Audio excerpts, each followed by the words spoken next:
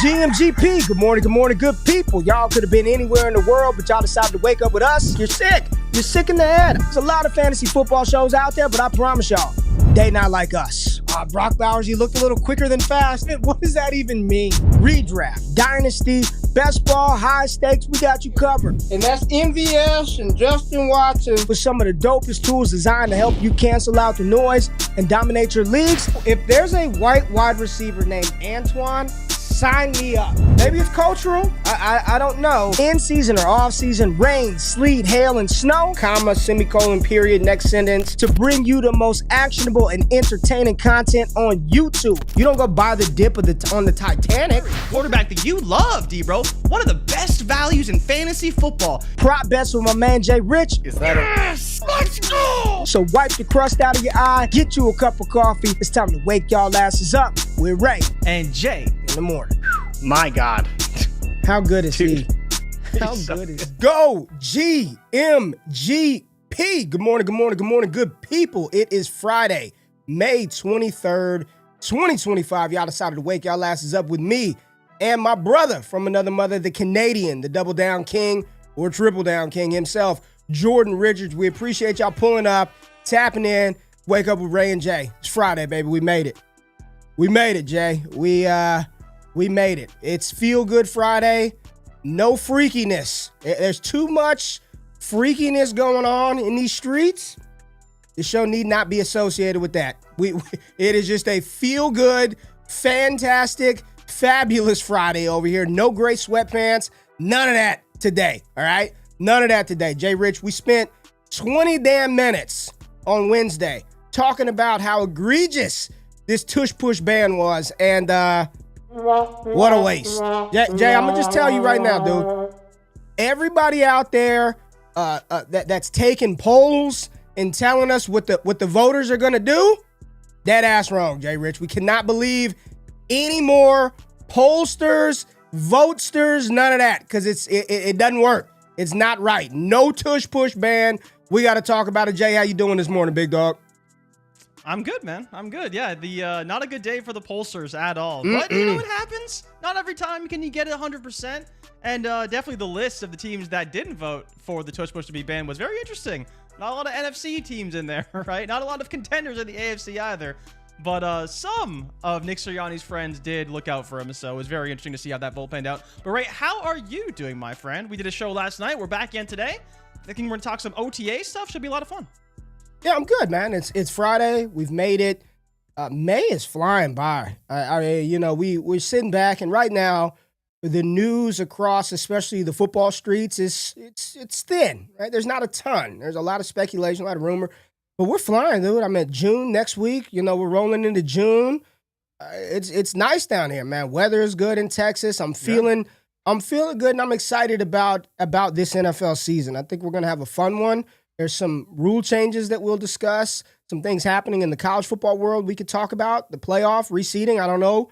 Did you see the news? I did see that. Do you like this? Look, Yes. Can we just absolutely. let's just roll into it? Let's talk about it. So college football, they voted that they are just going to order the 12 playoff teams, 1 through 12, essentially just reseeding the rankings and not giving automatic buys to conference championships. If you don't remember, last year, Arizona State and I believe it was Arizona State and Boise State had automatic buys, and people were like, hey, what? How do they get the buy? So they voted to rejig this, right? Yeah, I mean, the reason why this happened is because of exactly what happened in those games. Arizona State did make it close against Texas, and Boise State wasn't as close in that game against Penn State. But I think even when you look beyond that to the other situations as well, like, it's good to have some of these, I guess, lesser tiered teams playing against each other to earn the right to play the higher level teams. Conference championships used to matter a lot, and they tried to make them matter, but I think in the end, this is kind of the right call. But how are your thoughts on the 12-team playoff? Because I think that's, in some ways, the bigger story, right? We liked the 4-team playoff. It still had all good teams in it, and there was still a few exclusions, and of course, that created some controversy. Yeah. And we went to an 8-team playoff, and now we're all the way up to 12. It's getting a little bit crazy. And they're going to expand it. Apparently, it's going to be 16 teams here very soon. It's going to be a full-blown NCAA tournament in the near future, for football, which is unfortunate. For football. I don't know. I like it. It did feel extended this year. It felt quite long. It ran right up into damn NFL stuff. It felt a little long. It was a full 16 for the champions, right? Or was it 15 for the champions? It's a long schedule if you play. Well, Ohio State, because they didn't have the bye. So I think Ohio State did play 16 games this season. Mm-hmm. Or they might have not played the championship game, so that saved them one game. I mean, we got super chat already, man. I saw a comment on X. Somebody was like, man, content creators these days, they don't answer super chats. I felt seen a little bit because we have missed a few on this show, and I vowed in that moment to never miss another super chat again. So I'm going to just pull it up right now. Black Sheep. Appreciate you, Black Sheep. Black Sheep -432. $10 to old GQ. It was to me, JRich, not to you. If y'all ever host a DD Fantasy listener viewer Dynasty League, I'm here for it. Let's effing go. If we do that, if we've done it before, and doing that. we've done it before, and very few of those things are still around. But if we ever do it again, I promise you, Black Sheep, you're in the league, man. I promise you, real talk. Yeah, Jay, but let's pull it up. Let's get into it real quick. Tush push, not banned. Tush push. Yep. Not banned. So there we go. We don't have to cry about it anymore. The Eagles can still deploy their secret weapon. Jalen Hurts' fantasy value should remain intact. There were a few of y'all who should be ashamed of yourselves because you were ready to panic and get off of the Hurts train. And don't you dare say it wasn't you, because I remember who you all were in the chat. It's time to get off of Hurts. It's going to decrease his production 35%. How we feeling now, Jay? And I'll give you credit. You were 10 toes down. Irrelevant. Don't care, Ray. Doesn't change my outlook on Hurts one bit, even if they ban it. You still feel, you got to feel pretty good today. Absolutely. I touched on it when we talked about it you talked about that 20-minute segment. It really just hurts the crazy high ceiling, that 15 touchdown, 14 touchdown ceiling for Jalen Hurts. But at this stage now, it's right back intact, back into the saddle. I believe since they implemented the tush push, 13 touchdowns every season on the ground for Jalen Hurts. But, still had 10 his first year as a full-time starter, so wasn't really worried, not concerned. But maybe if you're a Saquon Barkley fantasy owner, you're like, well, damn, I was hoping to get that 16 touchdown season, and you're probably not going to anymore. Jimbo said back in. I'm back in. Now that ban ain't banned, I'm back in. JRich, the people saying your volume is low. People are saying I turned it up a little bit. Yeah, Sally said that. I turned it up a little bit. Yeah, you sound good now. Wake up, man. Wake the hell up. That's the problem. You got to yell into the mic. You got to talk loud. You got to make sure that voice carries across those microphone airwaves. But yes, now people are back in on Jalen Hurts after the small buy window. You probably could have got him whenever the fake news was reported. Was it even close? Was it even close to being banned? What, the vote? No, yeah. It was close. 22-10 in terms of votes. They needed 24, 75% of the league. But the best part really is it's like the Browns didn't vote. The Titans were a team that didn't vote for it. The Pats didn't. Just a lot of, in my opinion, spineless organizations. The Jaguars were another one. Yeah. They will eventually flip the script, and I'm sure it will be banned eventually. But for me, it's going to get banned, just not this year. All right. It's Chucka Babies in the building. Shout out. What's going down with you? Hope you're having a great Friday. It says, Hood morning. Knicks in 7. Oh, boy. JRich. We were both excited to watch this game, and it was a good game. There was no defense played, but what do you think about those Knicks, man? It feels like we're headed towards a Pacers-Thunders NBA final. What about that choke job from the Knicks a couple of days ago? They kind of choked. They kind of did choke. They did choke. I didn't want to come on here because we do got the Knicks fans in the chat. There's a lot of Knicks fans in the chat. And that's cool. I didn't think people like basketball in the chat, but there are a lot of Knicks out of nowhere. Haven't seen anybody talk about the damn Knicks one time, 5 years on this show, and now we've got 35 Knicks fans in the chat. Yeah, they kind of choked, though. But at the same time, you really did see it coming. We know that the Pacers run with a ton of pace. They're very dynamic. They're great in transition. And they just kind of, I don't want to say ran them out of the building, but the Knicks definitely ran out of gas. And this has been something that happens to these Knicks teams that play a ton of minutes in the regular season because Tibbs pushes them to the very brink all season long. And, when you have to play in overtime games, late games, long, treacherous games against a team like the Celtics, now to play against the Pacers is going to be very tough. Matthew said, let's move on to the next topic with the crying eyes emoji. Let's move on There's to the been next. some insane memes about Halliburton over the past few days. There have been, we're not going to show all the ones, but there are some great Tyrese Halliburton memes, AI-generated images, but people are feeling Hallie. And we did have the NFL, NBA MVP drop damn near 40 last night, but SGA. Surprise.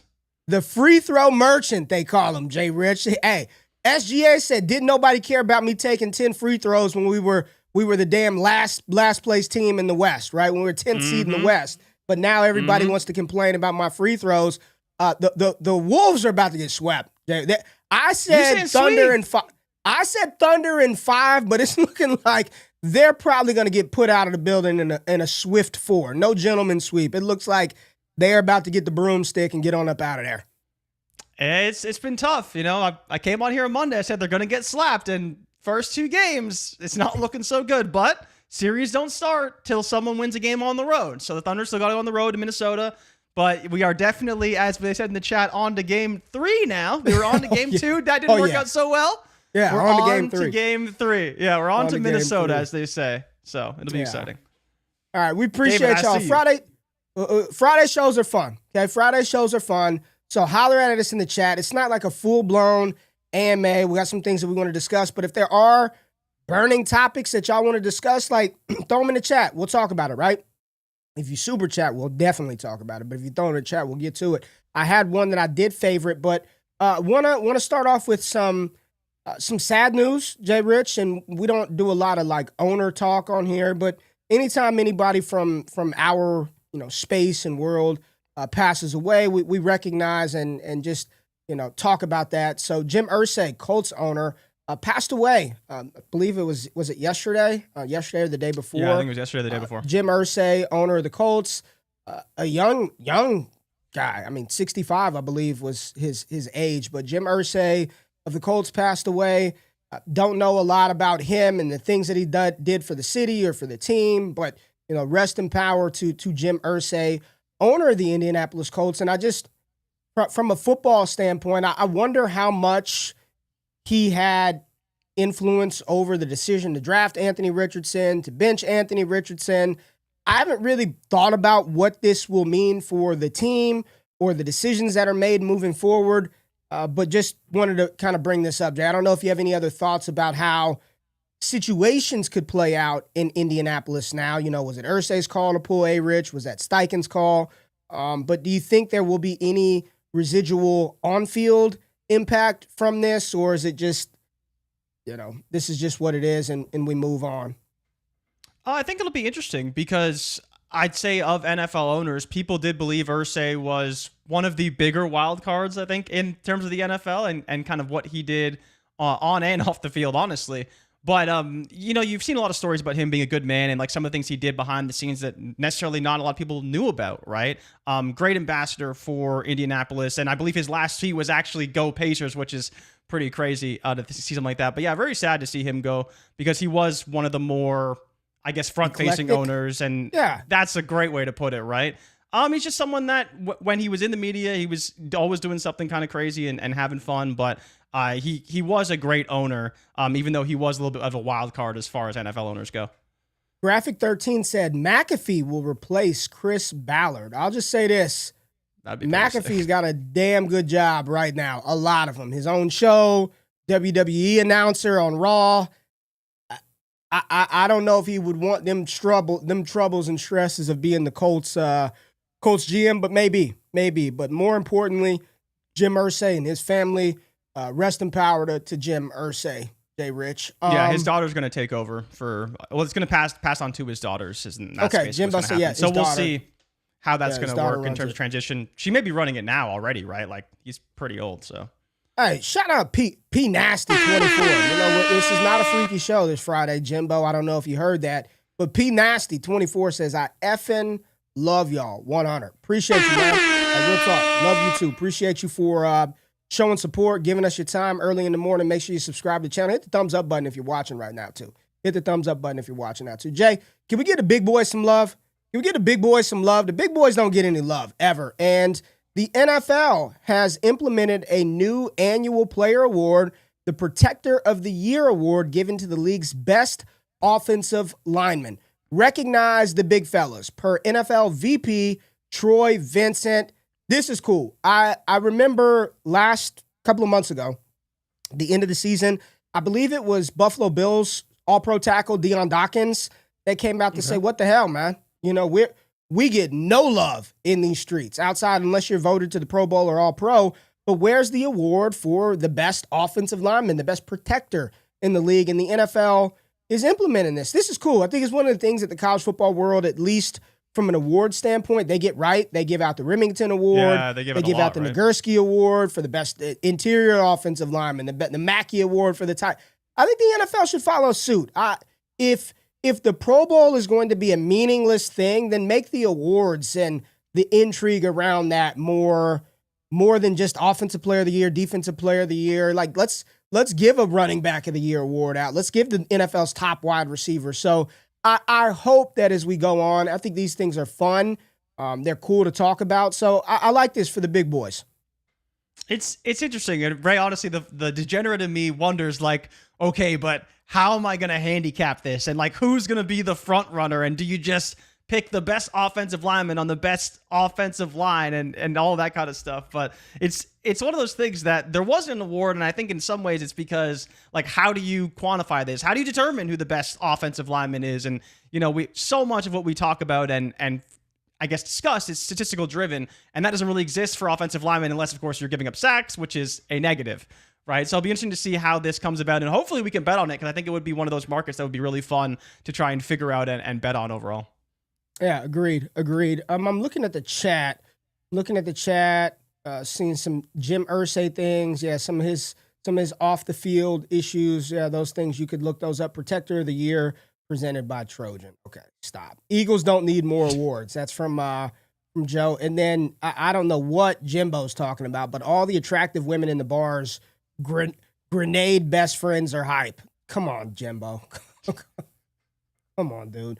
All right, Jay, we had one of the best tight ends in the NFL talking about their rookie running back. And I want to revisit this because you and we did a show yesterday. If you guys missed it, right now on the playlist inside this channel, you can go look at our RB rankings, our RB tiers. JRich and I dropped this show yesterday on Bleacher Report. We had, 4 different tiers and 15, 16, 17 damn running backs that we talked about on that show, our RB ranking tiers. And spoiler alert, Ashton Jeanty was in the top tier, right? But his own teammate, JRich, was talking about him the other day. Brock Bowers says Ashton Jeanty is a beast.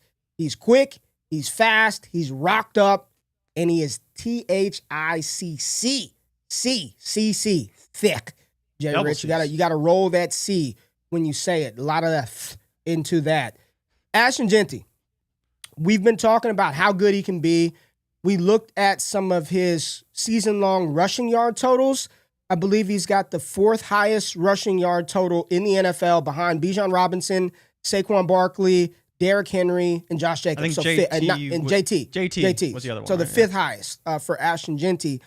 I went back and I looked at Zeke's rookie year numbers with the Dallas Cowboys. And while Raiders O-line is not going to be compared to Travis Frederick and Zach Martin and Tyron Smith, a Hall of Fame offensive line. Zeke had 320 touches out of the backfield, right? Running the ball, 320 carries. I think he had like another 60 receptions that season, 1,600 yards. He was damn near a 2,000-yard player as a rookie. I asked you on the show last night, I'm trying not to make the mistake that we made with Bijan Robinson. Remember how excited we were? People were like, he's going to break fantasy. He's going to be LaDainian Tomlinson out of the box. I'm trying to temper my expectation with a realistic outcome. I think the situation is much closer to Dallas when they drafted Zeke 4th overall. And it was like, we know we need a running back. This is a no-nonsense pick. We're not effing around. We're going to give him the ball as much as he can handle it. And here's the thing. If you go back, if you just think back to Zeke in 20, you couldn't name the backup running back. Like, you don't know who the hell was behind him because it didn't matter, right? It was just all Ezekiel Elliott. Are we overestimating how good Ashton Jeanty can be, or are we still a little bit underestimating how good Jeanty could be this year with Las Vegas?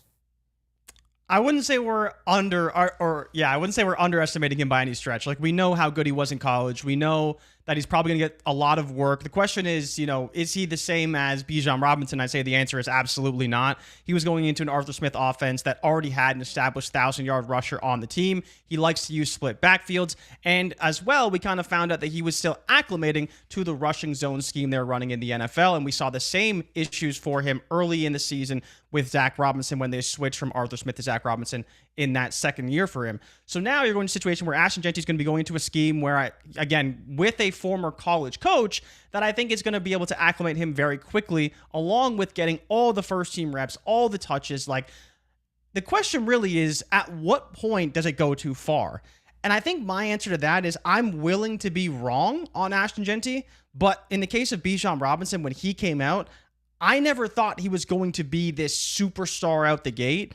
And again, maybe that's just my own revisionist history, but Ashton Jeanty just seems like a player that I'm fine to be wrong on if he only ends the season with 1,000 yards. Like, I'm fine to be wrong because everything is in place for him to have a phenomenal season and really hit a high ceiling as a rookie. So you think that he could be really good as well? Like, really special this year? I'd suspect him to be 1,400 rushing yards on this season pretty easily. Pending health, of course, but I think he's going to do that pretty easily.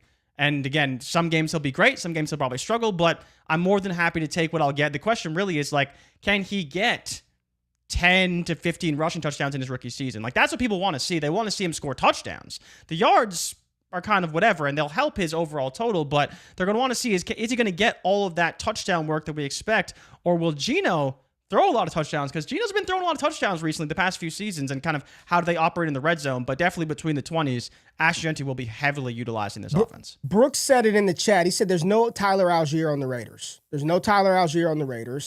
Enrico says, I feel like Jeanty is getting more hype than Bijan or Saquon ever did coming out. I'm not going to go there with Saquon. I wouldn't say Saquon. I wouldn't say Saquon. I know Saquon on the Giants ago. was a huge deal. That was a big. I mean, Do you remember when he was the rookie he was the 101 in some startup drafts, like in real startups, people were taking him number one. Like, I don't think anybody was doing that with Bijan or Ashton Jeanty. Like, the Saquon hype in 2018 was. Because that was pre-Jefferson, pre-Chase. So, like, do you remember the running backs from that class? Off the top, without looking, do you remember who was in that 18 class? It was supposed to be a damn good one. You remember? I couldn't even tell you who number 2 was. Darius Geis. Was that the Geis, Bryce Love class? Like, it was Geis. No, because it was Geis. I believe it was Ronald Jones. It was Nick Chubb. Jones. I believe was 2018.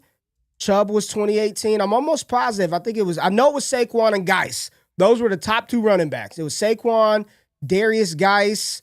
I believe we had Nick Chubb, Rojo in that class as well. You looking it up, Jay?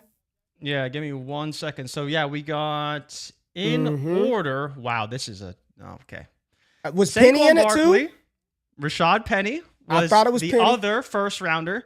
Sony Michel and Nick Chubb. Michel and Nick Chubb. Ronald Jones. And then you'll remember this one because this one was a huge flame out. Do you remember the running back, SEC running back, who went to Detroit and did absolutely nothing? Johnson. I gotta give my boys, the fantasy footballers. I love those dudes, man. Andy Holloway, Mike J. They love that Kerryon Johnson. I think they had a song that they would play. There was like a Kerryon Johnson song they would play. But yeah, Kerryon, man. Then you got Darius Geis, Royce Freeman, who he had his moments. He was okay. Naeem Hines. You got Kalen Ballage. Everyone who remembers Kalen Ballage, right? Kalen Ballage, yes. Chase Edmonds. Boston Scott was in that class. And that's pretty much it. Bo Scarborough, but again, he didn't really do much of anything. But yeah, it's funny class. Yeah. So, Yeah, carry on Johnson. All right. Yeah, I don't know if he's getting more hype than Saquon did. Saquon, like you said, I mean, people picking him number 1 overall in startups. Like, I want Saquon. Remember, Barkley, Saquon went 2nd overall. So, like, he didn't go 6th overall. He went 2nd overall. And, yeah, he was obviously a beast. We're going to go to break right now because I want the chat. I want the chat to get ready because we are going to talk about their favorite wide receiver, a player that my own community, JRich is telling me this guy's going to be a top 5 receiver in the NFL this year. He is the new Amon-Ra St. Brown for Ben Johnson. We're going to talk about the player that is not that. We're going to talk about that guy. We're going to talk about him next. So make sure, hit the thumbs up button, like the stream. We're going to go to break. We'll be back, and we're going to talk about the Chicago Bears when we get back. Actually, we're going to listen to Ben Johnson talk about the Chicago Bears when we get back. Appreciate y'all pulling up. Let's go.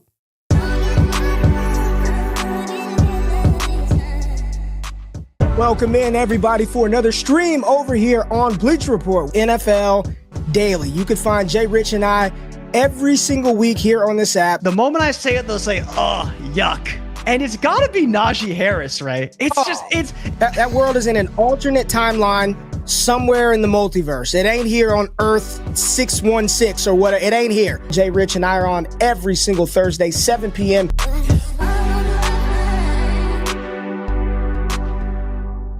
Let's get it. Wake up with Ray and Jay every Monday, Wednesday, Friday, right here on the channel, 7 p.m. Eastern Standard Time on Thursdays. We get to do a show on Bleacher Report, NFL Daily, so make sure you pull up. I'm assuming, Jay, we'll probably do our top rookie wide receivers for fantasy next Thursday, seeing as we did running backs this past Thursday. So if you didn't check it out, right here, there's a playlist on this channel where you could look at all of our content over on Bleacher Report. We did our RB rookie running back rankings. Check out that show.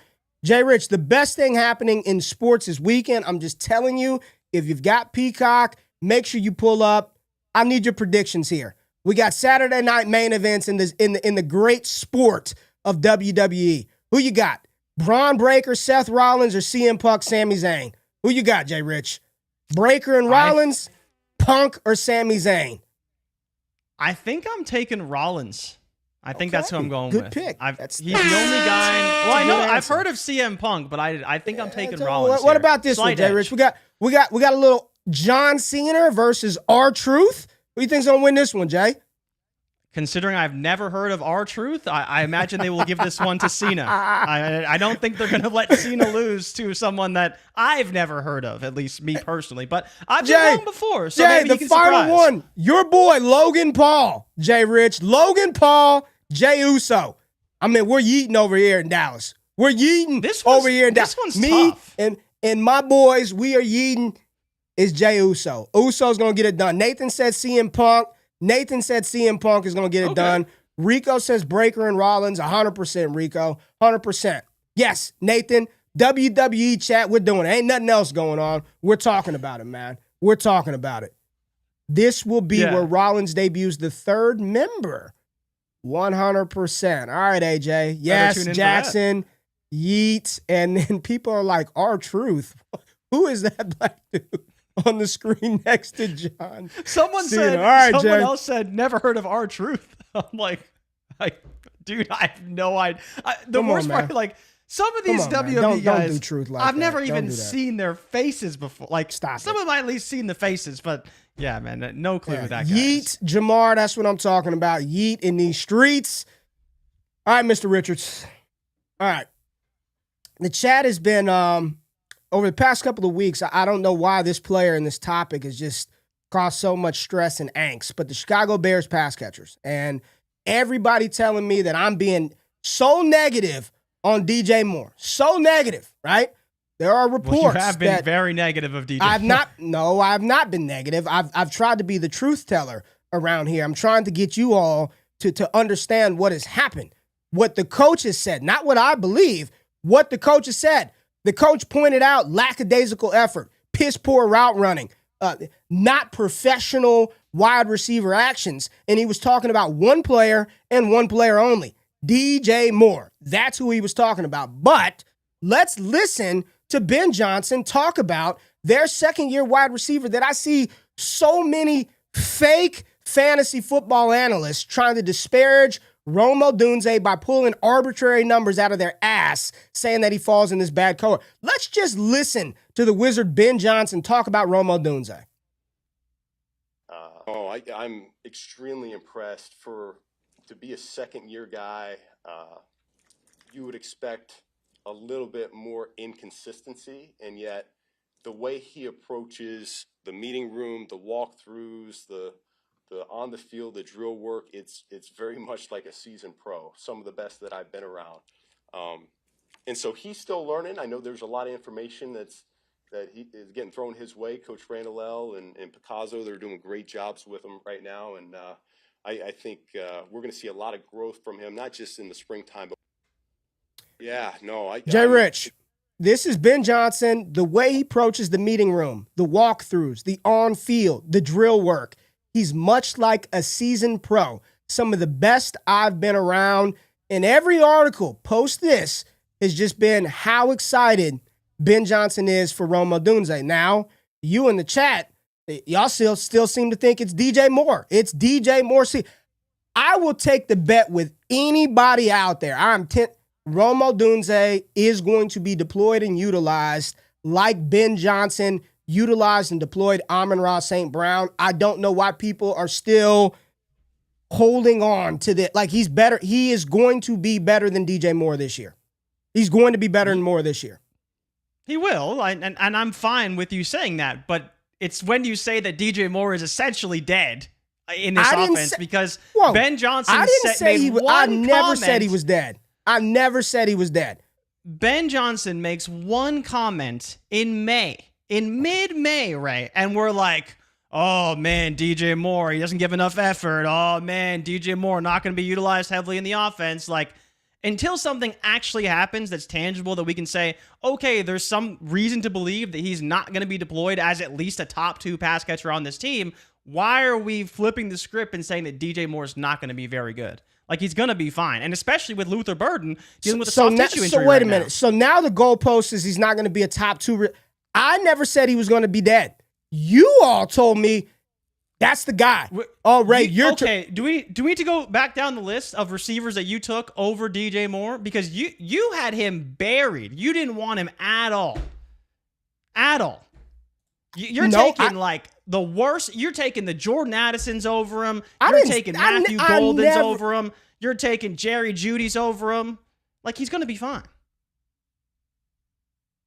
You know that you would too. You know that you would. I'm gonna go pull the tape because now it seems like he's gonna. Y'all were arguing me up and down that Odunze, his yards per route run not that good in his rookie year. But now he's not gonna be that bad. He's gonna be okay. He's gonna be fine. No, that wasn't the conversation we were having. He's going to be good. That was the whole thing, and this is the funny part is like I've never argued with you about whether I think Rome Odunze is going to be good because he's going to be good, but you definitely have a certain level of shade towards DJ Moore for whatever reason when he's probably be another. Let's do Would You Rather DJ Moore now. Let's put it to bed right now. Bookmark the show. I need to clear my name from this false narrative that I hate DJ Moore because that's not true. I am a DJ Moore. You want the list? Yeah. Give me the list. This is going to be my final stance on DJ Moore, so y'all can stop spreading lies on me that I dislike DJ Moore. When it's really y'all who keep telling me Rome Odunze is no good. Rome Odunze is wide receiver 20 right now on KTC. Now this is dynasty value, so feel free to do what you will. But let's just say this season. Now Kirk is in. Can you imagine if DJ went to the Ravens? Here, you're starting to spread a bunch of fake stuff about. Let's clear this up. Let's go. So first is Emeka Ibuka. I'm assuming you'll take DJ Moore there. But next is Jordan Addison. I literally just brought his name up, and you can't give me a different name because that's not fair. Give me Jordan Addison or DJ Moore in 2025. This is so shameless by you. More. Thank you. It's DJ Moore. Your boy Xavier Worthy. X Worthy. Easy. Now we got a tough one for you because I know that you love this guy. Zay Flowers or DJ Zay Moore Flowers. in 2025? Zay Flowers. That's a terrible take. Zay DK that's Metcalf, let's actually a assume great take. Aaron Rodgers. DK Metcalf, let's assume Aaron Rodgers. I'll at least give you Aaron Rodgers. DK. Okay. Chris Olave with what is expected to be Tyler Shuck. I can't do it with Spencer Tyler Rattler. Shuck. I cannot. I'm not. No. DJ Moore. DJ Moore over Jamison Williams in what, year 4 for Jamison Williams? Year 3 I'll take J-Mo. I'll take J-Mo over DJ Moore. A lot of people like J-Mo. I'm not really I'll take there, J-Mo over DJ Moore. I'll take J-Mo over DJ Jalen Moore. Waddle or DJ Moore? Waddle. Okay. So In his next on 8 the list games that he'll is play. DJ Moore. Terry McLaurin or DJ Moore? Oh, easy McLaurin. Easily. I figured Easily. you'd take McLaurin. Easily McLaurin. Matthew Golden. There's no way you're taking Matthew Golden. There's no way.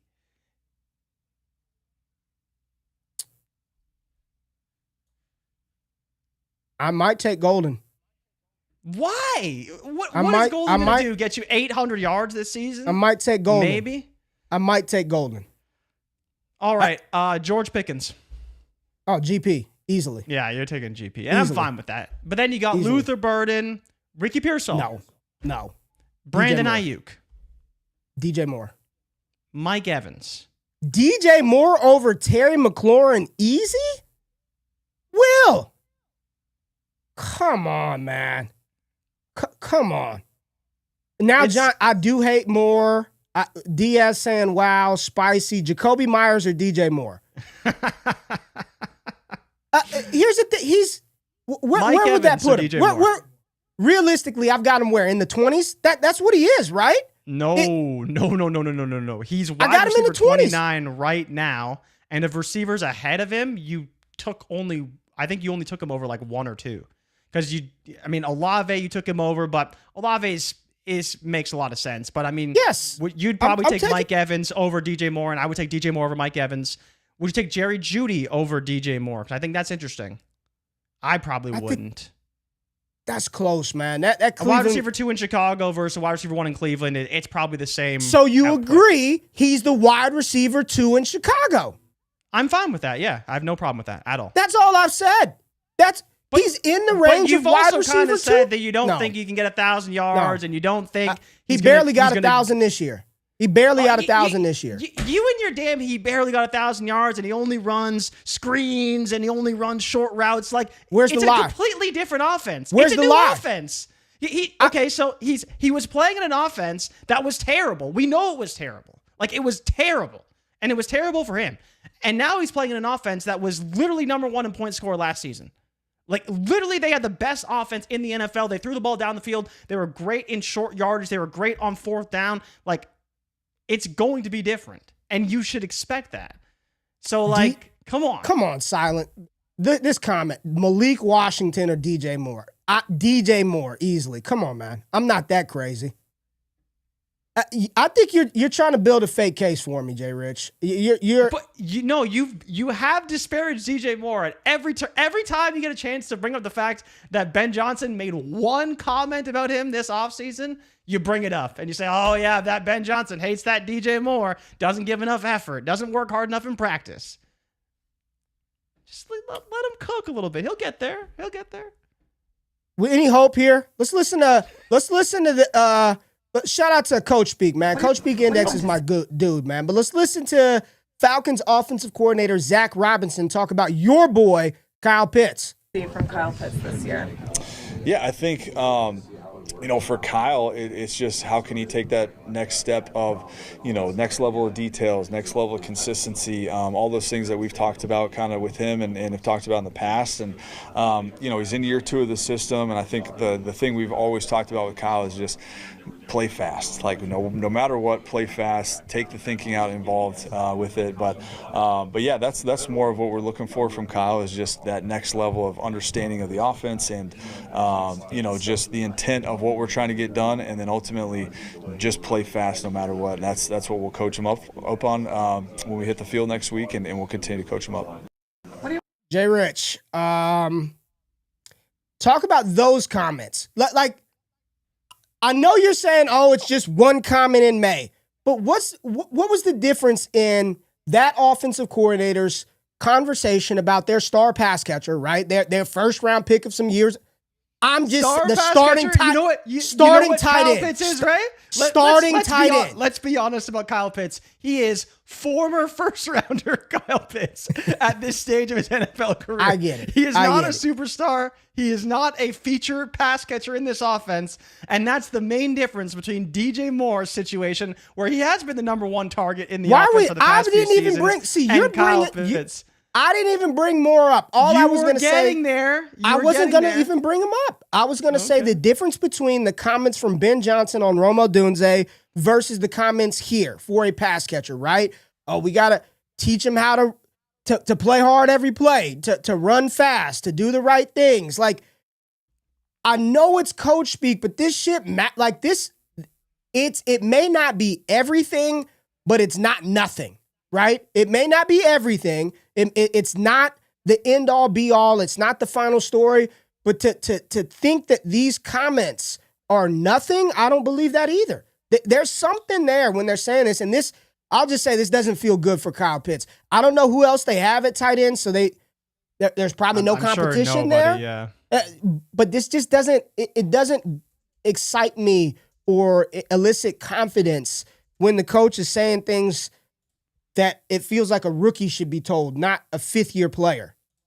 Well, yeah, and I think the biggest thing here with Pitts is that he's been on a downward trajectory for years. So to still hear, like, no positivity, it's like, okay, dude, like, what have you been doing for the past 4 seasons? You had that great rookie year with Matt Ryan, who literally is retired now, and ever since, it's been downhill. And since then, they've brought in other pass catchers, and they've shown progression as an offense, but he has not found a way to work his way into that. So for me, it's just like, at this stage, I'm not sure where the positivity should come from. If the offensive coordinator is not propping him up even a little bit at this stage, like, what are we even doing? Because Rubio, clearly he's still behind the 8 ball on Rubio said exactly what I just said. He said he sounds like he's talking about a rookie. Like this. Yeah. Again, they are comments. It is May. We've got a lot of time before they have to get on the field to score points and catch touchdown passes. But it's just not. It doesn't build a lot of confidence when you hear the offensive coordinator saying this about a fifth year. I believe this is year 5 for Kyle Pitts, 4 or 5 player. I think it's 4. Oh, it is 5. Wow. Yeah, I think this is 5 for Kyle Pitts. So hopefully, he can hit a new team. And again, we're talking through coach speak, right? It is, but this is the information we have. It's either this or them run around in underwear, catching uncontested passes, right? Which we'll probably show a few of those clips in a minute. But let's listen to Aaron Glenn talk about Garrett Wilson. Okay? You see from him, Garrett is, yep. And you know how talented he is. Is there something you see from him in your short time with him, or that you're learning about him, that you think you can go even further? Give him the ball as much as possible. Give him the ball as much as possible. That's it. How has he helped out in the little time that you know him, just with the culture that you're trying to build here with the Jets? He's been here every day. So when you have your best guys here every day, when you have your best guys working like that, man, that speaks for itself. Jay, I don't know about you, but in those that 30-second clip, I could, the old ball player in me, I'm like, man, I would love to play for him. I mean, he's talking about Garrett Wilson, and that the reporter's asking him, what have you seen from Garrett? What do you think about Garrett? And simple, give him the ball as much as possible. Give him the ball as much as possible. When your best player is in the building every day, like that speaks volumes right there. So let's talk about Garrett Wilson in this Jets offense. Are you excited about what he might be able to do this year? And I know you're not the biggest Justin Fields fan, but somehow the story always goes back to DJ Moore. When Fields did have a good number 1 wide receiver, DJ Moore was special. He had a very good season that year. So to hear these comments from the head coach about the lone man in that offense, like, load up Garrett Wilson, now 150-plus targets incoming for Garrett this year? Oh, yeah, definitely. But that's just his average, right? Like 147, 168, 154, that's what Garrett Wilson does. The question is can he level up in terms of his efficiency and still score the touchdowns he's been scoring? And I think that's the part for me that's tough is that you hear these comments and you're like, oh man, wheels up DJ Moore, or sorry, wheels up Garrett Wilson. Oh, boy. And in a lot of ways, it's like, this is the biggest problem with Garrett Wilson is he's never been at the right value. It's not that he's not valuable. He's never been at the right value. And people love Garrett Wilson. I've been a big proponent of Garrett Wilson over the years. And it's just never really worked out to be that special season that we all know that Garrett Wilson has in his bag of tricks. And maybe he can do it with Justin Fields. Maybe he can do it with Aaron Glenn in this new look offense. Because I talked about with Chicago, they're also bringing in what should be a similar style offense to Detroit. And we kind of expect that a little bit. But it will hinge on the fact that Fields will have to be good and have to get the ball to Garrett Wilson a lot. And so, Ray, I think it comes to the point where right now on KTC, he's wide receiver 13, right? And how high is this guy going to go? Because comments like that, the fantasy community runs with that shit. And they are going to be like, oh, yeah, got to get me that Garrett Wilson. 180 targets incoming, Justin Fields QB1 season loading. And it's going to be hard to put him and draft him and feel confident when you got to take him in the range of a Drake London, a Nico Collins, a Puka Nacua, an Amon-Ra St. Brown, right? Because that's the only place he really has to go from here. And right now he's on level with T. Higgins, right? Would you rather T. Higgins or Garrett Wilson? Because those comments I feel like would sway people a little bit. And maybe they shouldn't. I loved what he said, right? Yes, Fields is not what you would consider, an elite level, accuracy type quarterback. He's not a ball placement specialist, but I think he's a lot better than what he was, the situation that he was in Chicago. I do think he's better than that. The true truth is probably somewhere in the middle. We got to see how this offense is going to operate. To answer your direct question, I believe that right now I would rather have T. Higgins over Garrett Wilson, but it's close. Like, it's super close. I see people in the chat that they have already asked, right? DJ Moore or Garrett Wilson this year. I would take Garrett Wilson over DJ Moore, and I think you would too. Garrett Wilson. Yeah, I think you would too. Absolutely, I think you would too. And that's not trying to disparage DJ Moore. I think you would take Garrett Wilson over Moore as well. He's been a target monster. He runs a lot of routes. And when you look at this pass catching group for the Jets, it's him, it's Allen Lazard, it's Malachi Corley. I believe that was Josh Reynolds catching a pass. I think that's Josh Reynolds. That was Josh Reynolds, yep. Looks like Josh Reynolds to me, but yeah. There ain't much there. Okay? There ain't much there. Like, there really isn't. And people are talking about Arian Smith. That's another player that could maybe see the field a little bit because he adds a different element to that offense. Arian Smith, There just ain't much there. And especially when you talk about pass catchers, right? People are hyping up your Mason Taylor because that's how few options there are behind Garrett Wilson, right? So it's just, it's the problem for us is we don't know what this offense is going to be under this new coaching regime. And can Garrett Wilson once again get that target volume that we're so used to seeing from him? Or is it going to be a little bit more ground and pound, a little bit more matriculating the ball down the field, rather than what we've seen, which is basically Garrett Wilson getting hyper targeted? Because for people who kind of forget, before they traded for Devontae Adams, he was going crazy in that big midseason stretch. So if we see that all season for Garrett Wilson, he's going to be phenomenal. And like you said, not a lot of target competition. It's just going to matter on how good is Fields and how good is that offensive line, because they're still trying to kind of revamp that a little bit as well. Shout out to my dog Styley. He says, give me Garrett Wilson over T. Higgins. JR Enterprise, I always prefer Garrett Wilson to Higgins. One is a target vacuum. The other guy is fine.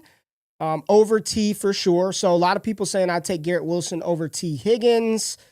I haven't seen many T's over Garrett's. Nathan said T plays 10 games a year. Give me Garrett Wilson. Kevin said he scored 10 touchdowns in 12 games last I'll just say this. The trade-off that you're getting, and you can go to ddfantasyfootball.com, look at the usage, trust the Trinity.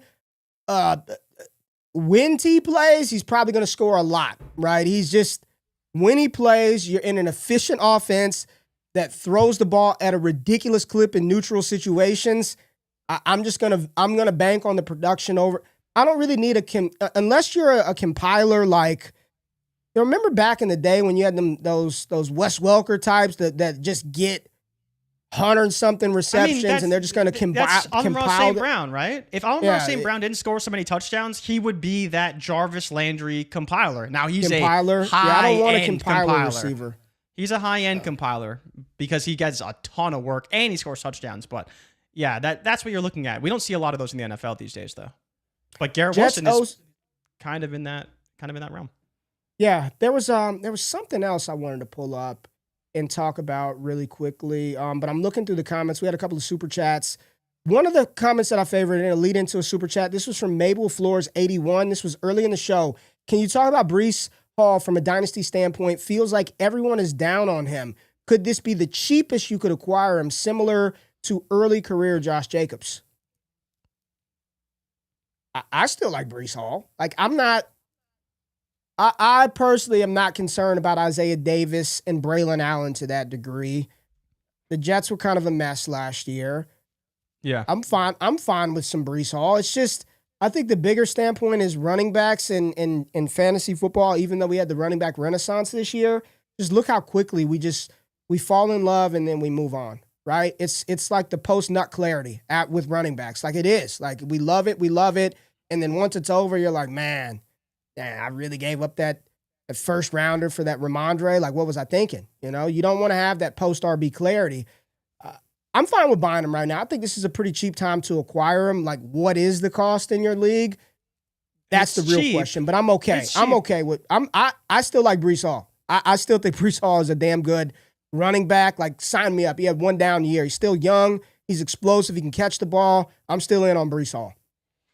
Yeah, I think the issue with Breece Hall, and you kind of hit on it, Ray, is that once RBs lose their luster, it's really hard to get it back, right? It's honestly the same for quarterbacks and people who don't really watch the quarterback market very intensely. If you look at quarterbacks in particular, once they fall out of the top 12 in dynasty rankings, they almost never make it back in. One of the few ones was Deshaun Watson when he was suspended for the entire season. Another one was Kyler Murray when he was hurt. But outside of that, very rarely do you get back in. And it's similar for running backs as well. So Breece Hall, I mean, RB10 right now, and you could go to the guy directly ahead of him in Jonathan Taylor. There was a time when Jonathan Taylor was RB1 and people just kind of fell out of love with Jonathan Taylor and he started to slip down rankings and he never really got back to where he was. So I think Breece Hall is going to kind of be in that range where he's a good running back. But if you're expecting value out of him or some type of return down the line, I don't think that's really ever going to come. No, I mean, honestly, Derrick Henry hadn't had damn value since Tennessee. He was supposed to fall off. The age cliff was supposed to hit Derrick Henry when he was still in Tennessee, and he kept producing, but the value really never caught up. Sure, there was a stray cat that you can catch in a league that you can get a first for him. Diaz, they like that post-RB clarity. Shout out to Big Diaz, man. He's one of our best Heisman patrons over there at the community, patreon.com/allgas. He said, my new fantasy team name, post-RB clarity. So there you go. And then JR Enterprise said, I want Breece Hall over every rookie RB that isn't Jeanty. Thoughts on that? Thoughts on Breece Hall? Let's go. I'm going to give you this two ways. 2025 production. Breece Hall versus the 2025 RB field sans Jeanty. Which one would you rather for 2025? I mean, I like Breece Hall, but which one would you take over him that you think would outproduce him this year? I would probably take Hampton and Henderson. Hampton and Henderson outproducing Breece here in 25. Yeah, I'd probably take Hampton and Henderson. And you could easily argue R.J. Harvey.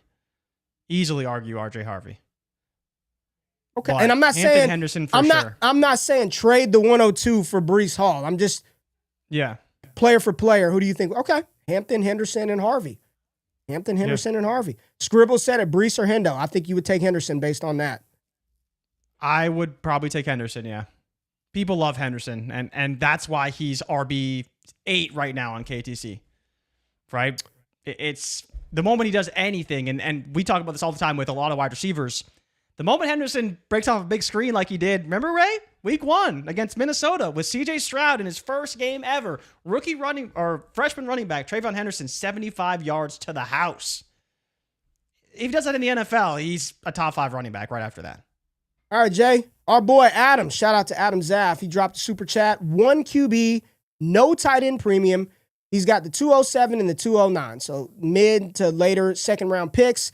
talk to me about the RBs in that range. Safest, highest ceiling, happy Memorial Day weekend, too. So I'm going to assume, Jay, I'm going to pull up my board. This has got to be it's the Samson range, I'd say. This has got to be what? Samson. Unlikely, I'd say you get... It's a 1 QB, though, so you're looking probably back in the third-ish. That's why it's got to be... Probably Samson range. I feel like Scadaboo's definitely gone. Scadaboo's gone. Scadaboo's gone. It's Samson. Tootin's gone. Tootin's gone. May be there. He might be 209, 207, 209, Tootin's gone. I think this is Woody. It's Hunter. It's Blue. Yeah, Woody, Hunter for sure. Jaden Blue would be another one. Samson's probably there. Let me see my draft right now. I think that's about in that range, and I'm going to go to the chat right now. I think that's about it. I'd say everyone after Samson, probably. Yeah, people are saying Tootin is in that range. People are saying Tootin is in that range. And they're saying get in sometimes Scadaboo. So if Scadaboo's in there, you take him. He's the Colt legend. Regardless if you think he's good or not, people love him, and the running backs ahead of him. He'll probably get on the field, do something cool. People get excited. You could sell him, keep him, whatever. Tootin, I like Tootin. I've never been as high on Tootin because I've yet to make the corollary, the comparison to Bucky Irving. I think they're not similar collegiate prospects. I don't think what Bucky did at Oregon is anything like, or vice versa, what Tootin did at VTech was anything like what Bucky did at Oregon. So if he's there, I'm fine with Tootin.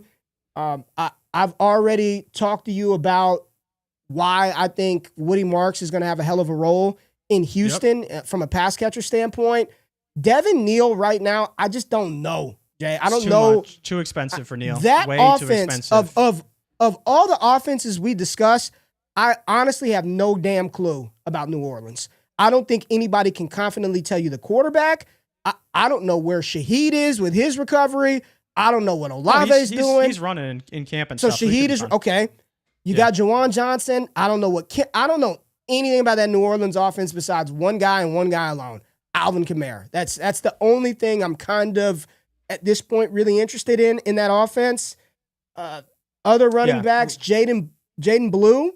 I think there's some opportunity there, I don't mind but that's probably too high at all.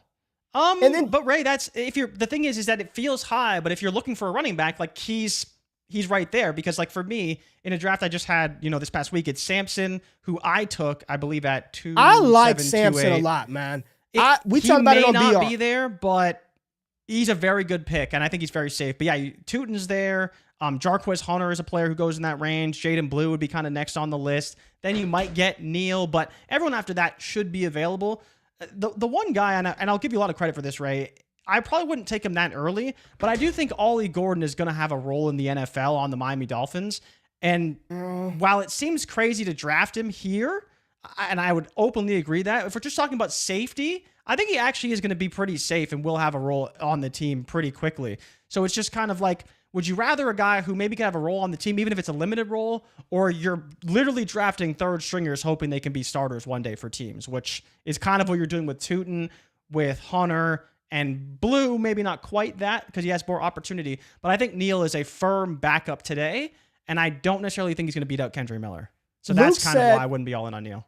I like Luke's comment there. He said Blue has the highest ceiling ADV-wise. So artificial dynasty value, just what people think. I mean, behind the fast, I think the fast Dallas Cowboys running back, people will be like, "Oh shit!" Like I want Blue for right sure. Now. The reality is, I mean, this dude cannot hold on to the football. I mean, he will put it on the ground the same way Tootin will. Like Tootin's gonna fumble. He had 9 lost, but he fumbled more than that. So there goes that. We had a couple other super chats. Let's get to it as well. Hopefully that helps, Adam. Jimbo, we're going to save yours for a minute. He's asking about the MLB, but John's got one right here. Says, good morning. You got to hit that GMGP, John. GMGP, baby. Rank these Dynasty PPR rookies. Pat Bryant, Jarquez Hunter, DJ Giddens, Taj Brooks, Brashard Smith, Woody Marks, and Jordan James. Okay, ranking them, Woody Marks, 1. Jarquez Hunter, 2. Brashard Smith. Brashard Smith is last. He's last. Really? Okay. Yeah, I'd have him last. I'd have Giddens over him, Taj Brooks over him. I'd put James over him. I like him, but Brooks. Really? Yeah. As probable backup in Cincinnati? Yeah, I probably would. What about Pat Bryant? You're just dismissing old Patty B. I don't know what to do with Pat Bryant. He got good draft capital, but I know. Again, Pat Bryant could be last. Like if I'd just probably take all I running would backs probably over them. put him last. I'd probably put him last. Giddens. How do you feel about Giddens? I look at Giddens every or Jonathan Brooks? Taylor clip I see. I'm just like, I don't give a damn about who the backup running back is. It's JT. You know who's gonna run? Here go the Colts' top 3 running backs in 2025: Jonathan Taylor, Anthony Richardson, Tyler Warren. Yeah, right. Like so, I think you're absolutely right that Woody Marks is up there, Jarquez is up there, Jordan James probably just because of opportunity. I'd probably go Brooks, Giddens, I like James. Smith, and then Bryant. Moggs has that's kind of how Bryant I'd number order it. 1. Oh boy, that Mike Thomas If you want comp. to, man. If you want to, I mean, it's. Oh man. I don't hate it, but it's interesting. GMGP, D-bro. GMGP. Let's go, D-bro. Uh-oh. Mile High Luke. How are you dismissing Brashard Smith? Listen, I said the same thing, Mile High. I didn't agree. Ask your boy JRich why he dismissed Brashard Smith. I'm not trying to dismiss him, but I don't know if we need to like go crazy with Brashard Smith either. Hey, I like him. D-bro stealing my comp. Have I not said this? He's the new You JRich. said it yesterday. I said it long before then. Check No, you the did. notes. I said it months ago. The new Jerick McKinnon. Yeah. Me and D-bro are simpatico here. I mean, I've seen him try to pass block too. Not so good. He'll be good. Man. He'll be fine. We'll All right, see. we have one more super chat, JRich, and this will close out this Friday. We'll have a little fun. We ain't talking football because Jimbo said, "How about them Yankees, JRich? How about them Yankees? Big series this week for the Yanks. Big series. You see that I'm gonna walk-off pull by the something up in a minute, but we had Holy. another one. This is I think this is pounds. I think that's the currency right here. This might be pounds or yen. From Daniel. Shout out to Daniel, man. GMGP Yen is keeper. literally a Y. Oh, okay. Keeper league, 10 team, half PPR, 1 QB, 2 RBs, 3 wide receivers, 1 tight end, 1 flex. Okay. Keep Neighbors and a 3rd round pick or Bowers and a 7th round pick. Keeper league. You want Neighbors and a 3rd or Bowers in the 7th? I think I'd probably take Bowers. Oh, Neighbors That's for a pretty- third. Oh, no. Neighbors it's the for a value, 3rd or right? Bowers for Yeah. a 7th. Probably Bowers. I like Neighbors a lot, but Half PPR? doesn't really impact either of them because they both catch a shit ton of passes. So I know, right? Probably Bowers, and then I just won't even draft another tight end.